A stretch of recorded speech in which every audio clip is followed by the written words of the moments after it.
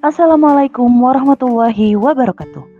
Pada kesempatan kali ini, kami akan memaparkan hasil diskusi pada ruang kolaborasi mata kuliah perancangan dan pengembangan kurikulum topik 6, implementasi pembelajaran dalam UBD. Tayangan video kali ini merupakan hasil diskusi dari kelompok 2 yang beranggotakan Dinda Syifa Aulia, Gigih Adila, Muhammad Bayu Dwiana, Rindiani, Rosalia Putri Wulandari, Safira Tias Handayani, Sumiarsi, dan Yoga Nur Septianto. Di sini saya akan menjelaskan mengenai tindakan-tindakan guru dan kegiatan peserta didik dalam pembelajaran instruksi didaktif atau langsung. Nah, kegiatan satu tindakan guru ini mengenai didaktif atau langsung. Yang pertama itu demonstrasi atau pemodelan. Yang kedua, ceramah dan tanya jawab. Yang ketiga, memberikan pertanyaan khusus.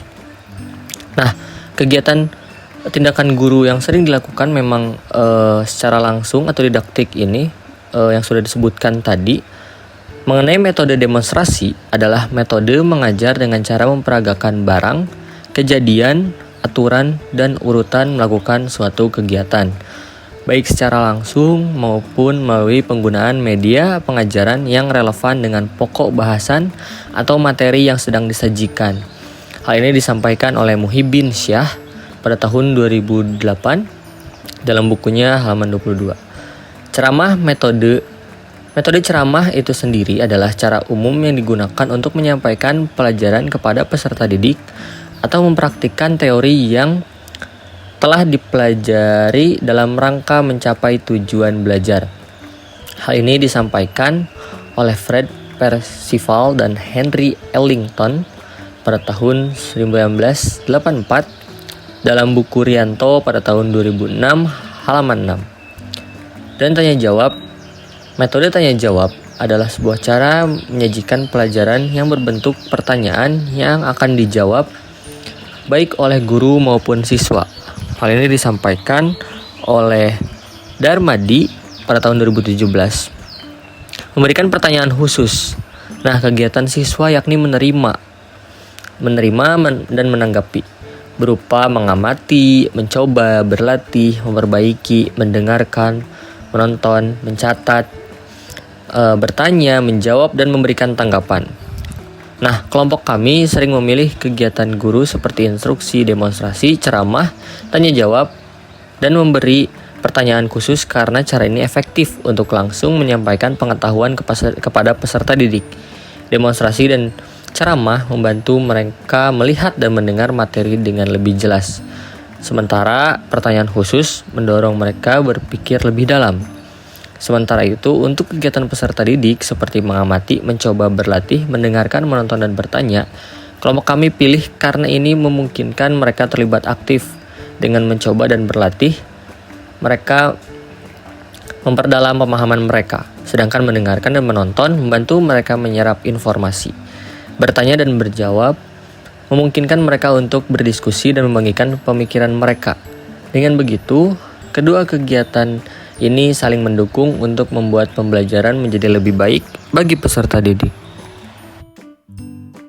Yang kelompok kami pilih yaitu kegiatan siswa 2, yaitu membangun, memeriksa, dan memperluas.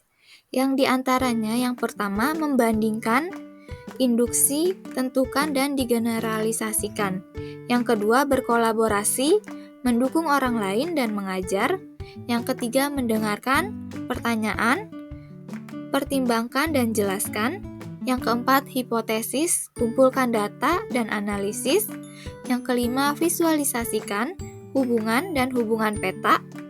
Yang keenam, pertanyaan, penelitian, simpul dan dukungan. Yang ketujuh, berpose atau tentukan masalah, selesaikan dan evaluasi. Yang kedelapan, jawab dan jelaskan, renungkan, dan pikirkan kembali. Yang kesembilan, klarifikasi, pertanyaan, prediksi, dan ajarkan. Yang kesepuluh, periksa, pertimbangkan, tantangan, dan debat. Yang kesebelas, pertimbangkan, jelaskan, tantang, dan justifikasi.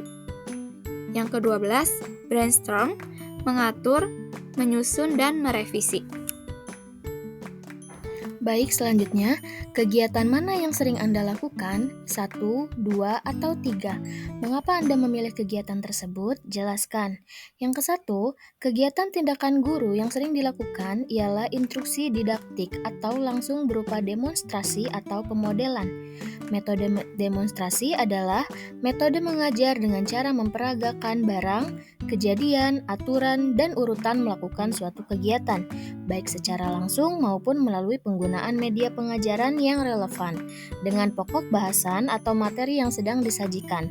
Muhyiddin Syah 2008.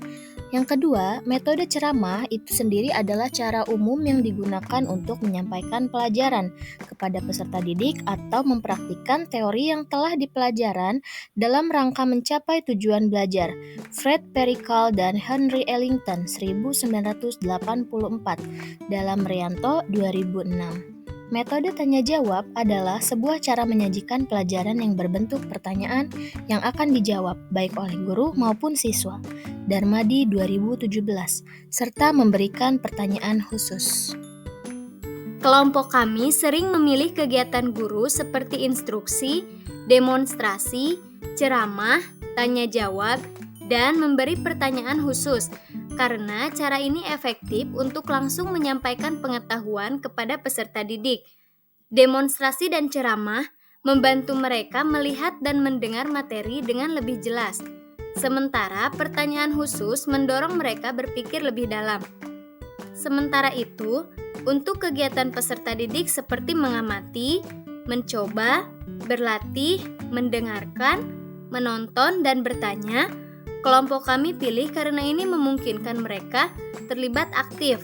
Dengan mencoba dan berlatih, mereka memperdalam pemahaman mereka, sedangkan mendengarkan dan menonton membantu mereka menyerap informasi. Bertanya dan menjawab memungkinkan mereka untuk berdiskusi dan membagikan pemikiran mereka. Dengan begitu, kedua jenis kegiatan ini saling mendukung untuk membuat pembelajaran menjadi lebih baik bagi peserta didik. Selanjutnya, saya akan menjawab pertanyaan yang kedua, yaitu kegiatan mana yang menurut Anda cocok dan sesuai untuk peserta didik kekinian? Jelaskan. Menurut kelompok kami, dalam implementasi metode konstruktivis di kelas bagi peserta didik kekinian, penting untuk memperhatikan karakteristik peserta didik dan memanfaatkan teknologi dan media yang sesuai untuk memfasilitasi pembelajaran mereka. Guru juga harus memfasilitasi pembelajaran bersama dan pengembangan keterampilan abad ke-21 ini untuk mempersiapkan peserta didik kekinian untuk masa depan yang semakin kompleks dan dinamis. Implementasi metode konstruktivis di kelas bagi peserta didik kekinian dapat dilakukan dengan memperhatikan karakteristik peserta didik dan perkembangan teknologi sesuai dengan zamannya. Selanjutnya, saya Rosalia Putriwandari akan menjelaskan implementasi yang dapat dilakukan. Implementasi yang dapat dilakukan yang pertama, pembelajaran berbasis teknologi. Karena peserta didik kekinian tumbuh dengan teknologi yang terus berkembang, sehingga guru dapat memanfaatkan teknologi dalam pembelajaran mereka. Yang kedua, penggunaan media yang menarik. Peserta didik kekinian terbiasa dengan media yang interaktif dan menarik. Dan yang ketiga, kolaborasi dan pembelajaran bersama. Peserta didik kekinian lebih terbiasa dengan pembelajaran yang terbuka, kolaboratif, dan bersama. Yang keempat, penilaian formatif. Peserta didik kekinian lebih suka mendapatkan umpan balik dan evaluasi yang terus-menerus. Dan yang terakhir, yang kelima, pengembangan keterampilan abad 21. Peserta didik kekinian memerlukan keterampilan yang berbeda dari peserta didik di masa lalu. Menurut kami, kegiatan yang cocok untuk peserta didik adalah kegiatan 2. Kegiatan ini menurut kami cocok dan sesuai untuk peserta didik karena di dalamnya terdapat proses membangun, memeriksa, dan memperluas dapat dikaitkan dengan metode konstruktivisme. Pusat konsep dan prinsip dalam teori konstruktivisme Vygotsky dikemukakan oleh Ormord pada tahun 2012 bahwa manusia memiliki kemampuan untuk menggunakan fungsi mental mereka untuk meningkatkan pembelajaran, ingatan, dan penalaran logis. Menurut pandangan Vygotsky, dasar fungsi mental manusia dibangun secara biologis dan untuk mengembangkan fungsi mental tersebut, manusia membutuhkan peran masyarakat dan budaya. Metode ini berfokus pada peserta didik sebagai subjek yang aktif dalam proses pembelajaran dan memungkinkan mereka untuk membangun pemahaman mereka sendiri melalui pengalaman dan aktivitas yang difasilitasi. Demikianlah pemaparan hasil diskusi dari kelompok 2. Terima kasih atas perhatiannya. Wassalamualaikum warahmatullahi wabarakatuh.